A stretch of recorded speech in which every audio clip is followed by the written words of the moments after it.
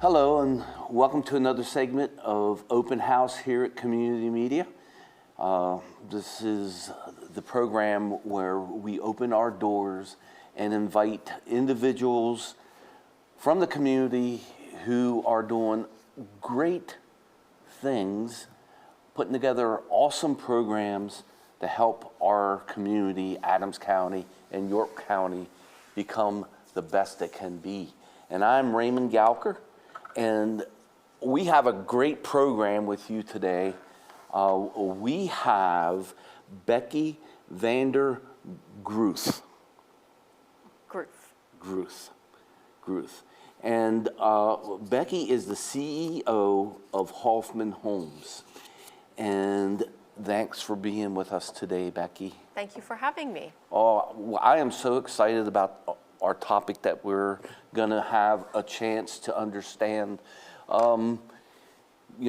Community media has been working with SCAP and ARM and Manus Unitas to put together a shared message about our nonprofits and how our nonprofits help create a safe, vibrant, and thriving community, and how intentional they are with this, how strategic they are with this.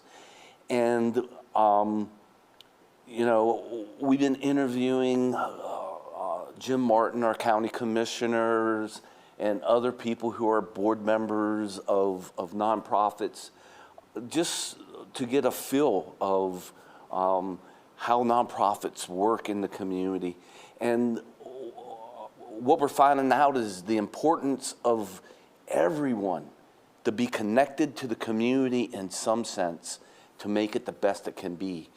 And in some of our conversations, the importance of our youth in our community has come up, and the concern for our youth in such a complicated time period.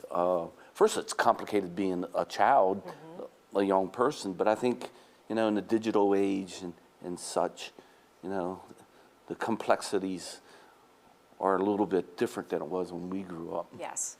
So we get a chance to talk about all that. We do. But first of all, tell us about Hoffman's Homes. Yes. So I love how you talked about the strategic and the methodical planning, because for us, I feel that is where we were founded.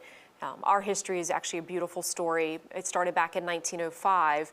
George and Agnes Hoffman approached the Reformed Church where they were members, and they had stated they wanted to give 192 acres of their land to create an orphanage. But they didn't want it to be just any normal orphanage that existed during that time. They really wanted it to be one where the individuals were receiving individual care and support and love. And they really wanted it to have a Christian influence where they were able to learn certain skills to be able to then be a contributing member of the society. So they wanted them to learn, household work. They wanted to teach them to farm. They wanted to teach them various trades so that at the time when they were to leave, they would be able to be successful. And so we officially got our charter granted June 24th of 1910, and we started working with children at that time. And for the first 50 years, we served 425 boys and girls in that orphanage, which astounded me when I read that. I mean, that's just so many individuals. When you think about back then, the population wasn't what it was today. So to say 425 is incredible. Were they mostly individuals from this area? Not all. There were a lot, but you also they would take them from all over the country. And at this time, the Social Security Act was different, and in some ways it wasn't even existing until 1935, but you had women who maybe had lost their spouse in war, and they couldn't take care of their children. And so a lot of orphans at that time were just not necessarily because of abandonment, but because the caregiver they had wasn't able to provide for them. So that is the work that we did until really the 60s. And then in the 60s, there was that revision of the Social Security Act, which allowed for funding for foster homes, for the spouse that was widowed to be able to receive funding. And there really wasn't that need for orphanages anymore. So again, thinking ahead, knowing that the population was decreasing for us, the board of directors came together and decided to shift their focus, and we started working with adjudicated youth. And so these were youth that unfortunately, because of decisions that were made, ended up in the court system and ended up being adjudicated to a placement in lieu of having to go to jail. And we did that work for about 30 years. Not a whole lot of history is written about that, but I know that we did have some group homes in the York area. We also had one, I believe, in Frederick, Maryland, and then we also had our on-site campus. And then in the 90s, that's when we started to see the shift of the state hospitals closing and discharging or pushing children from these state hospitals into the community, because understandably, that's where they should be. And so trying to, deinstitutionalize them. But they needed to have resources, they needed to have levels of support as they were transitioning. And so again, thinking about our purpose, that is when we really shifted to the mental health and behavioral health model. And in the early 90s, we felt a call to really work with that population. So we had become accredited through the Joint Commission, which still exists today. We're still accredited through them, and we became a behavioral health organization and specifically a psychiatric residential treatment facility. So that's the work that we've been doing, and largely that's the service that we've provided up until about 2 years ago. There's been a lot of changes in the state over the years. I've been blessed to be at Hoffman since 1999, so I've seen a lot of those changes. And the reputation of residential facilities and feeling that congregate care isn't necessarily the best for these youth, the population has ebbed and flowed. The referrals have ebbed and flowed. And so when I started, we had about 135 youth on our campus on a given day. Today, we're half that. So knowing that we again needed to think, how can we expand? There's other individuals out there that need these services. What can we do to provide for them? So I had reached out to our local children and youth agencies and MHIDD agencies and said, what else do you need? We have empty buildings now because we're not filling them. So what are some services we can provide? And very quickly we learned that transitional living for our youth at 16 to 21 age is an area where there's a lot of service need. There's not a lot of services for those individuals, and even like housing for them. And then we also found that shelter services. And so when I say shelter, I don't mean family shelters where you think of a mom or a dad maybe bringing their individual children, but a shelter for youth. And both of those services are funded through the county. Transitional living program is really, again, individuals 16 to 21 that need, they don't have a living resource in the community, someone that they're able to live with. So they come to us and receive services to be able to teach them the life skills and social skills that they need in order to safely transition and independently transition into the community. And the shelter was really a resource that the county needed to place youth that maybe are transitioning from levels of care. So maybe they were in a residential like we have, and they met their treatment goals, but then they were waiting for a foster family to accept them. And so there's a lapse of time where they're ready to leave, but they don't have a family. Where do they go? Or you have those unfortunate situations where children and youth maybe needs to step in and remove some children from their family for safety concerns, and they need an immediate placement. So those were two programs that we really heard a need for. And so in the early summer of 2022, we opened up both of those programs and very quickly realized that the youth that we were serving in those programs had very similar needs to those in our psychiatric residential.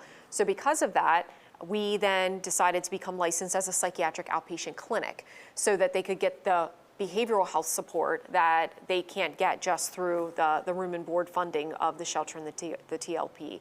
So the psychiatric outpatient clinic was started in August of 2022, and we have a mental health professional that does provide outpatient therapy to those individuals in those programs, which is just wonderful, because again, it shows you that continuum of care to make sure they're getting everything that they need. We also have a licensed school. So prior to 2015, we had contracted with the local LIU to provide education. We have an education building on site. And then in 2015, for various reasons, we felt it important for us to obtain our own license to make sure that the trauma model and the philosophies of Hoffman Homes were able to then be mirrored also within the school setting. So we became licensed as a private academic school in the fall of 2015. Our school is called Hoffman Academy. And at that time, it was licensed for special education 1st through 12th grade. We have our staff, our Vice President of Education, Dr. Stacey Taylor, is phenomenal, and again, had a lot of vision of what the school could be. So she worked very quickly to obtain additional licenses to be able to support all of the youth that come to Hoffman, because not all of them needed emotional support. Some of them were in regular education setting. So she moved with that, and in the spring of 2019, we received a license for elementary regular education, and that was through 6th grade. And then in the fall of last year, we received our regular education 7th through 12th.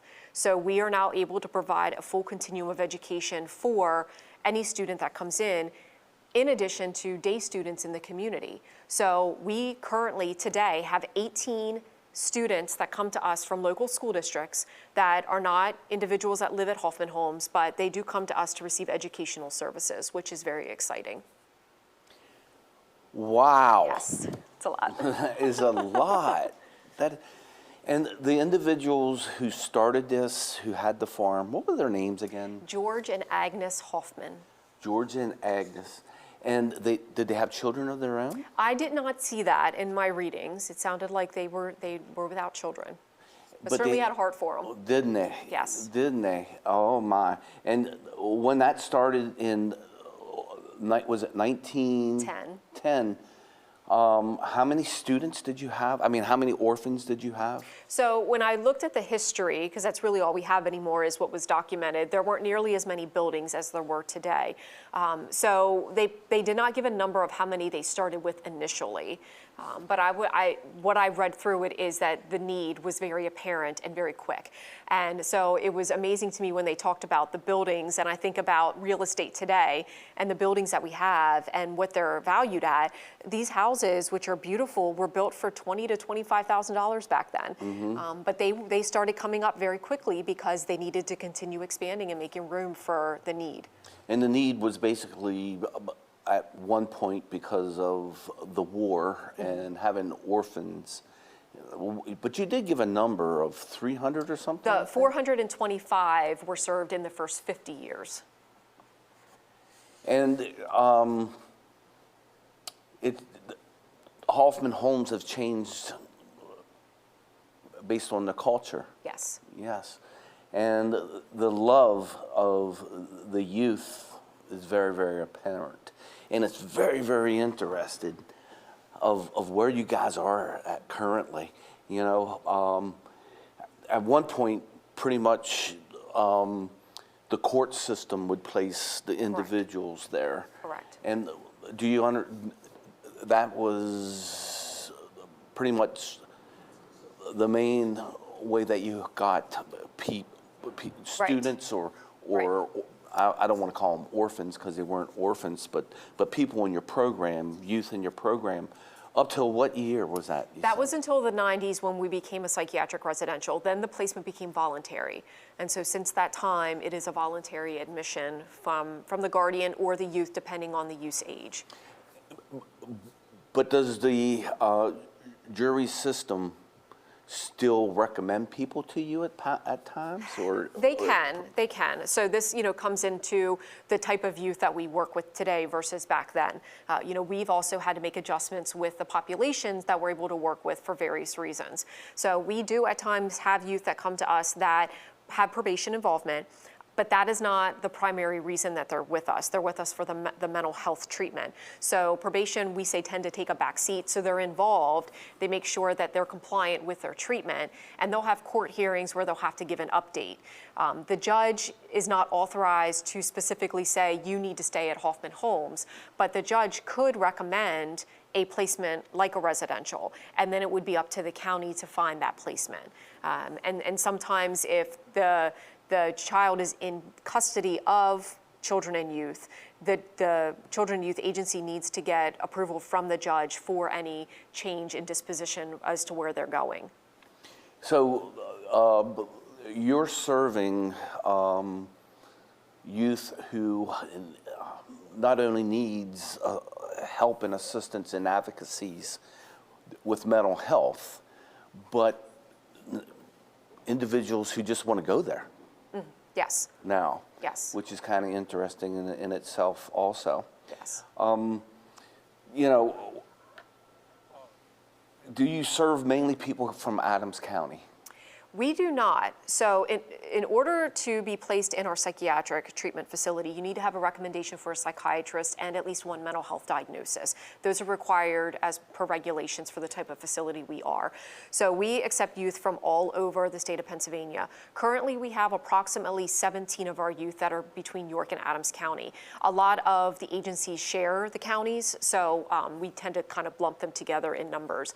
Adams County in and of itself, thankfully, doesn't typically need that level of service. They just don't have a need for it, but we do have youth from Adams County at times. York County has a higher need, and so we tend to serve more York County youth in our programs. So you have a few Adams County youth. You have a larger number of York County youth, and then you have people from all the other counties in Pennsylvania. So our psychiatric residential treatment facility currently has a max of 64, that's our capacity, and we have 64. Our transitional living can have up to 8, we have 4 in that program, and then our shelter right now, we're operating at about a census of 7 to 8, and we have 4 in there currently. And you work hand in hand with organizations in Adams County. Yes, yes. And who are those organizations again? So we tend to work with children and youth, or we might work with, it's York Adams MHIDD, so the Mental Health Intellectual Disability Organization, which again, they wrap around the youth and give them the services that they need, a lot of times in the community. So they really are the start for families that need additional supports. They would go to those local agencies and say, you know, how can we get the services that my child needs, depending on what those needs are. And then they have the resources and the means to be able to then refer out to places like Hoffman Homes if it's needed. Mm-hmm. And you're the place that our youth goes when they have that need? Yes. Okay. And then you have some interaction with our county commissioners, or? Not as often. We have a really good relationship with Representative Dan Mall. He's been a big supporter of Hoffman Homes for many years, and he has come out and we've met with him over some different things that we've needed to discuss.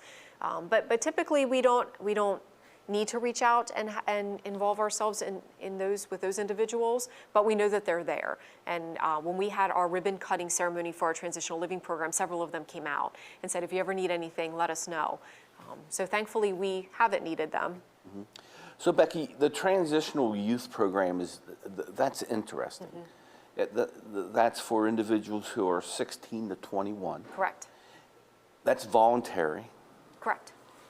Does that person who's 16 decide that they want to be part of your program, or is it that their parents decide that they want to be part of your program? How does that work? That's a really good question. So our transitional living program, those youth are in the custody of children and youth. So if they have family involved, they do not have legal custody or physical custody of the individual. Children and youth does. And so a lot of times we get that referral because that individual is needing some place to live to be able to obtain the skills that they need because they don't have anybody in the community to live with. And that could be a variety of reasons. The family is not capable, they're not permitted to, or they have no family at all. And we've had all of that in the youth that we work with. So we get a referral from children and youth, and we'll review it, we'll interview the youth to make sure that they're appropriate, because we do have expectations in that program.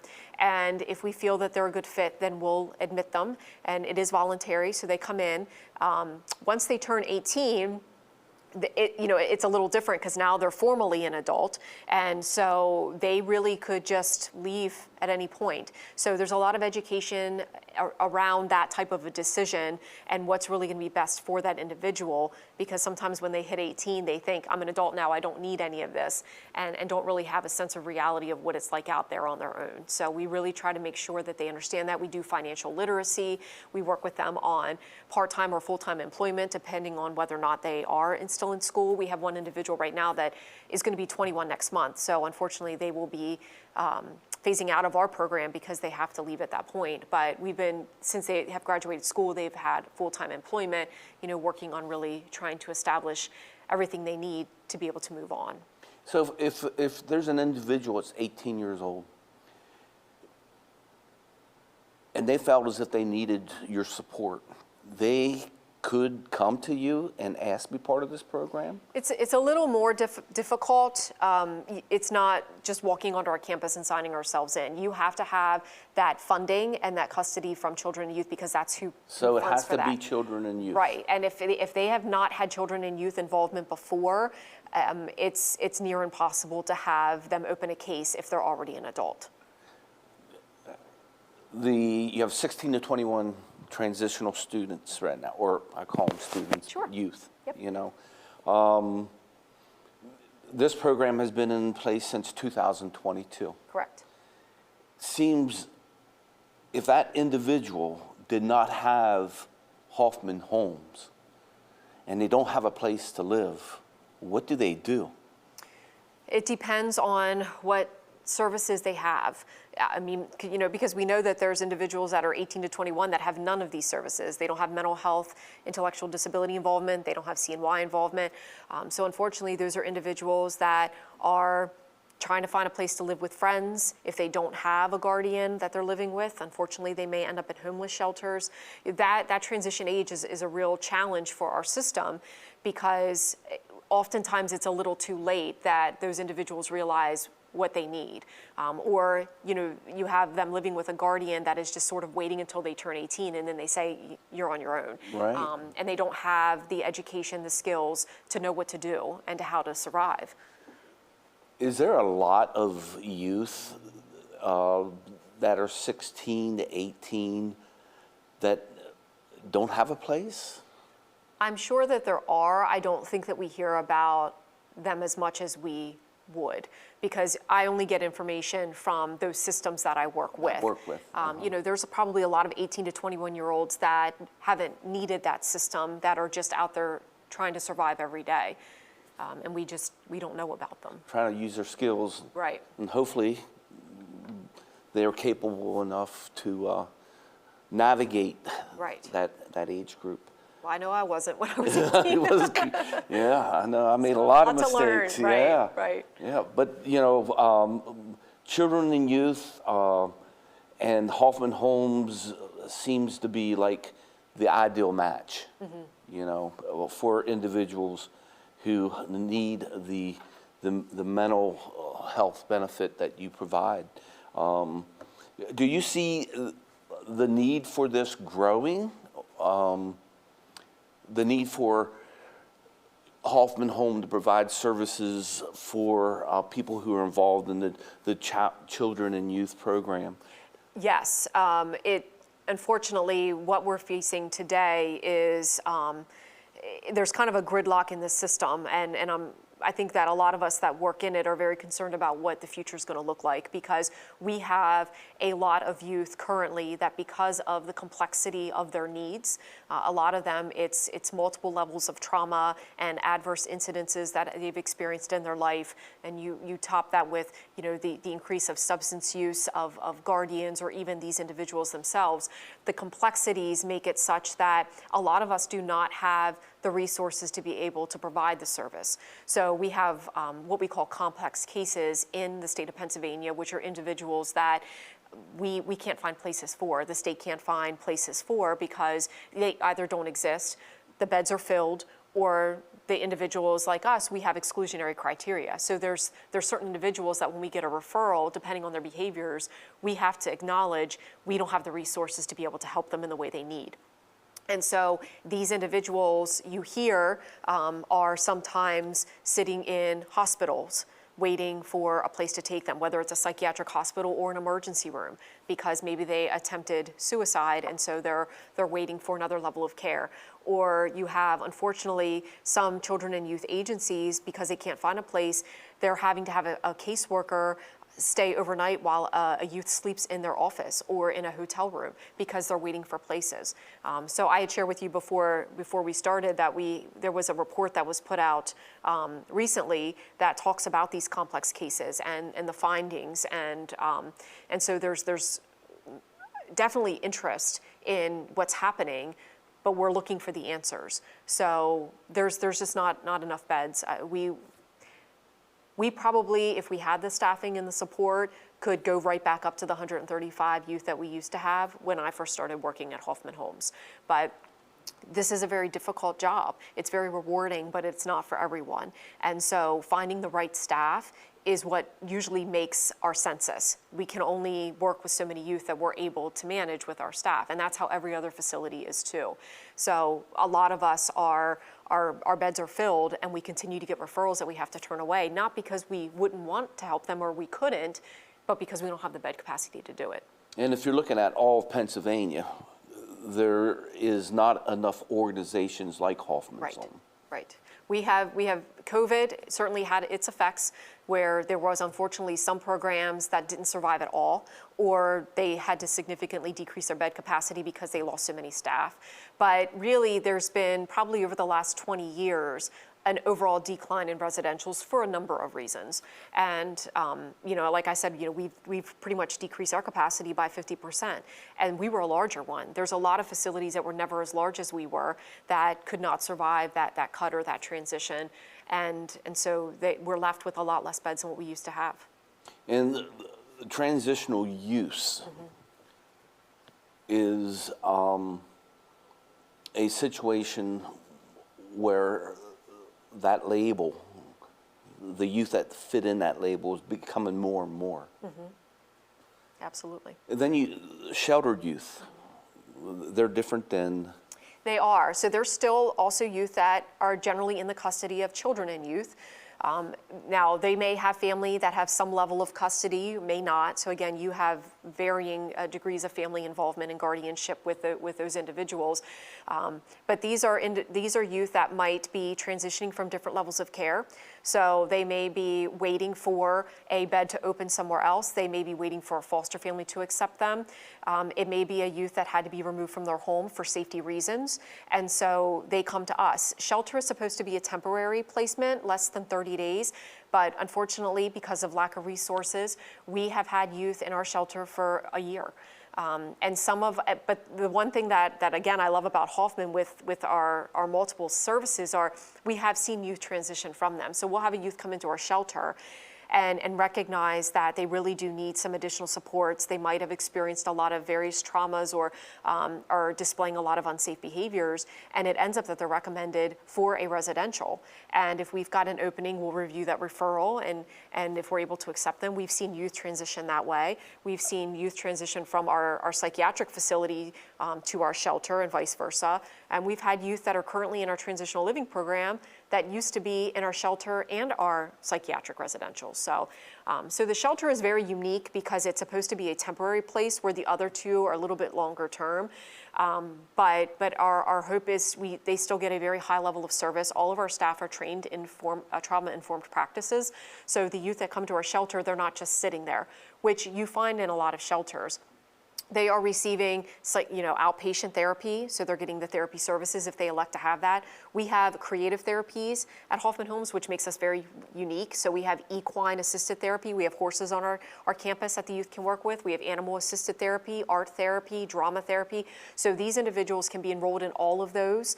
They also have the school on site. So they really get a high level of care and support and treatment, even if they're only with us for 30 days. And then that helps us assess what are your needs and can they be suited here somewhere else, or do we need to look at another placement? The sheltered youth, they come to you also through children and youth? Correct. Okay. But the whole idea is that these are people who are just biding a short period of time. Right. Right. And luckily, while they're there, they're able to be evaluated, and you're trying to give the youth in your facilities the best opportunity to meet their potential. Yes, yes.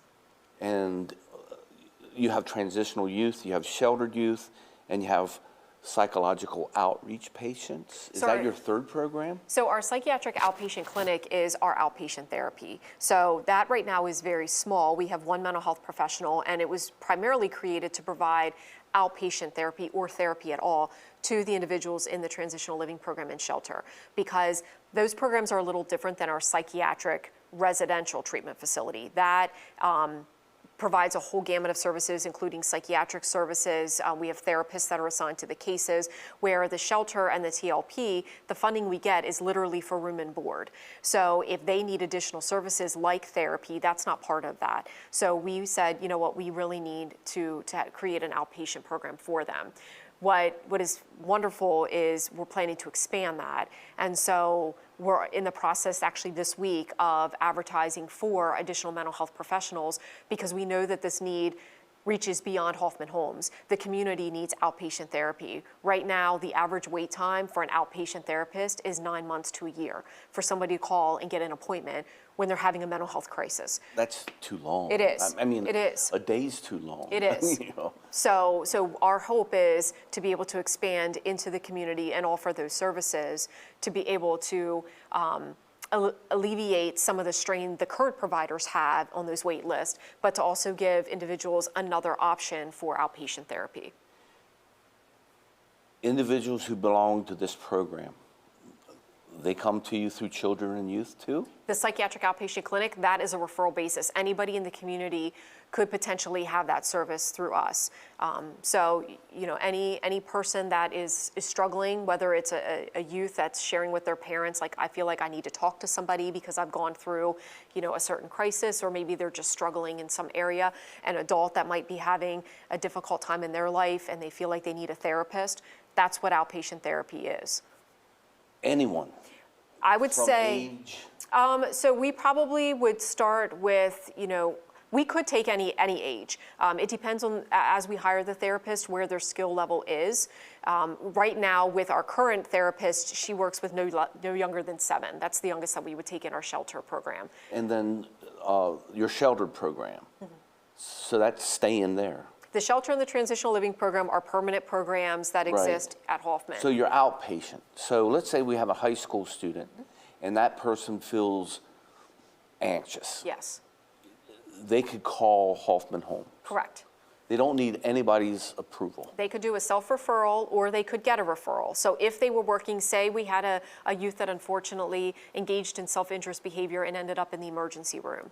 The emergency room could make a referral to Hoffman Homes, but the individual could make their own referral. Do you have that happen a lot? The hospitals using Hoffman Home as a place to direct our youth?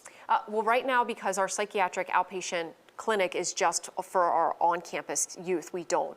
Once we open it up to the community, they would be able to do that. So this is a plan. This isn't something. Correct. We're advertising this week to start filling the positions. Okay. So we'll be ready to go. So, I mean, we have to look at insurances. Currently, we accept Medicaid and Highmark. We are also working, I'd say in the next couple of weeks, we should be in network with Capital Blue Cross. And then we would also take out-of-pocket expense for the service. So. And that's anyone from 7 years old to an elderly person. An elderly person, and that is new. That is awesome. That is awesome. And the program where you said that it could take up to 9 months for someone to. Or was it 9 weeks? So currently, for individuals in the community that need to see a therapist, which is outpatient therapy, if they call to try and schedule an appointment, it usually takes 9 months to a year to get them in. And that's not with you, that's just anywhere? No, so our hope is to be able to provide that service more quickly, but again, I anticipate we're gonna get the influx that other providers have, and then, you know. You're gonna be like packed. Probably. And that's good because we'll be able to see individuals that currently are waiting potentially for services. But yes, we will have to continue to assess our expansion, which I'm not opposed to at some point needing to lease or buy something in the community if we need more office space to be able to hire and get more outpatient therapists. So Especially for our youth. right. Especially for our youth. So, if you're a young person right now and you're anxious and you feel as if you need to speak to someone, what do they do? Well, hopefully they'll talk to their parent and guardian first to kind of get some direction, or they would talk to their school counselor. And school counselors really do a great job of having some of those resources. They know what those community supports are. So they would, I'd be able to identify those services that are in the community, which we have locally, and give them the phone number or the information to call. They also, again, if they don't really have any idea, Google it. You can Google outpatient therapy and providers are going to pop up. Or you could even contact your local MHID office, which would be York Adams MHIDD, and just ask for that information. That doesn't mean that you're trying to get them involved to open a case, but they would probably have those resources available to say, this is who you could call. Do you find that the youth that you work with, they're troubled. They're not a threat to society. They may be a threat to themselves. But do they have a voice? So the youth that we work with, a lot of them have experienced various traumas in their life, and that can take different looks. I mean, you have victims of abuse, whether it's sexual, physical, emotional, psychological. You also have neglect, or they could be witnesses of domestic violence and abuse to those that they love. They could be dealing with disasters that have struck. They could be dealing with substance use themselves, or their guardians may be struggling with substance abuse. And so our youth come to us with having been in a really challenging environment and trying to survive. And because of that, their voice gets lost in a lot of different ways. You have individuals that cognitively can't express how they feel. That we have that cognitive impairment, and we do work with some youth that have some limitations. And so they struggle with even knowing how to identify their feelings, much less express them. So you have that challenge with the voice. You have individuals who are very angry and can be a threat to other people and have engaged in destructive behaviors towards others, towards property. And we have those youth with us too. And so their voice is misunderstood because it can be loud and aggressive, but that's all they know, because that's what they've needed to do to survive, is be loud and aggressive. So that voice tends to be ignored or pushed aside because it's misunderstood and nobody wants to hear it, because they consider that to be unproductive and misguided. And then you have the other individuals that through their emotional abuse, maybe because of the things that have been said and done to them, they don't know that they have a voice. They've never learned that they have one, and they don't know how to advocate for themselves. So we work with a lot of lack of voice for different reasons, if that makes sense. And so our goal is to teach them how to have a voice.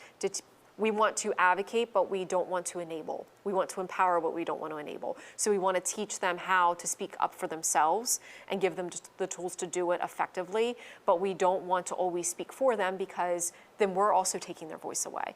So we do a lot of advocacy. Our therapists that work with our youth primarily in the psychiatric residential treatment facility do an outstanding job of getting to really know the youth they're working with, knowing what their needs are, and then really going back to that external team in the community saying, listen, this is what they need. If they're going to be successful when they leave here, this is what they need. You become their advocates. We do. And you try to help them find their full potential. Yes. These are individuals that didn't ask to be in this situation. Right. That is so true. That is so true. And we forget that sometimes, through the behaviors that we see, because they're not all easy to manage, they're not all pleasant. It does get easy to forget and think that this is all purposeful, where this didn't happen overnight. This was many, many years of repetitive, behaviors that were exhibited towards them or in front of them that have caused them to create maladaptive responses in order to maintain their safety. Their concept of reality and survival and what's possible is all different because of what they've been exposed to. And a lot of times the supports that they have is what will determine how quickly they meet their treatment goals at Hoffman, and how successful they are. Because we have various family involvement. I mean, we'll have youth that come to us that we never see their guardian the whole time they're there. We try to invite them to meetings, they don't come. They don't even come on admission. The youth might be coming directly from a psychiatric hospital, and we never get to see the guardian. And then we have others that are wonderful, that are there as often as they can be, that are communicating with the team and communicating with the youth and everything in between. And so these kids are so resilient. When you see what they have been faced with and who they are able to become, they just need people to believe in them, and they need the voice. They need to know that you care and that you accept them for who they are, and you're going to see them through these struggles. And you have some, like you said, that's pretty much lost and forgotten, and there's no change in that. Correct. I mean, they have no alternative. There is no one that's going to be there for them. Right. I mean, they're 16 years old, they're 18 years old, they're 22 years old, and they're living with the fact that they are an orphan in a sense. Well, I mean, we even have 9 and 10-year-olds that, for whatever reason, and it's not my place to judge or make assumptions, but the guardian says they can't return to my home. I mean, we have youth right now that are that age, that they're ready for discharge, and we have nowhere for them to go because they're not able to go home. But they're too young for other services that might be available, and other services aren't appropriate for them. So that's another concern we have, is that discharge disposition, and more we're finding that youth are staying with us longer than they should because there's nowhere for them to go. There's no other option. Right. You are the best experience that they ever had in their life. For some, yes, and that's so sad. I mean, I'm happy that they have received the support that they need, and I love our mission. I think that what we do is tremendous, but it makes me sad if a youth looks at a staff and says, "This is the only place that I've ever felt safe." Mm-hmm. Safe, thriving, and vibrant. We in Adams and York County and the whole state, we are lucky that we have you, Becky, and Hoffman Homes and your staff to be there for our youth. Thank you so much for what you do. Thank you. Thank you for supporting us, because it's the support of our community that helps us to keep going, our ability to get our message out, to make sure people understand that we're here, to support our community. And I feel that we're in a really great place to continue moving forward. There's a lot of visionaries that work with me every single day. And this is we're not done.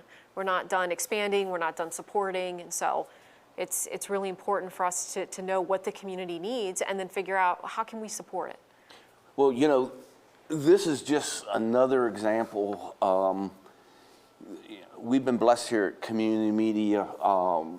We've been looking at nonprofits in the area. We're here to serve them, to help give them a voice.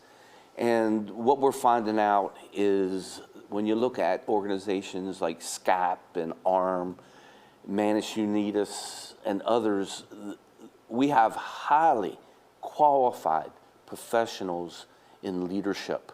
And you're just, Becky, you're just another example of a quality individual. And your organization, like the others, are very intentional and very strategic and very accountable. And your mission to save our youth is so noble. What can we as a community do to help Hoffman Home? I think just continuing to support in any way that you can. One area that I find that we're always looking for are board members, to be able to serve on our board. Again, such a rewarding opportunity, and we have members from across the state that come, but that's an opportunity, volunteering at our events. We host certain events. We have an annual golf tournament that occurs every June, so we have that coming up. We also have our fall gala that comes every November.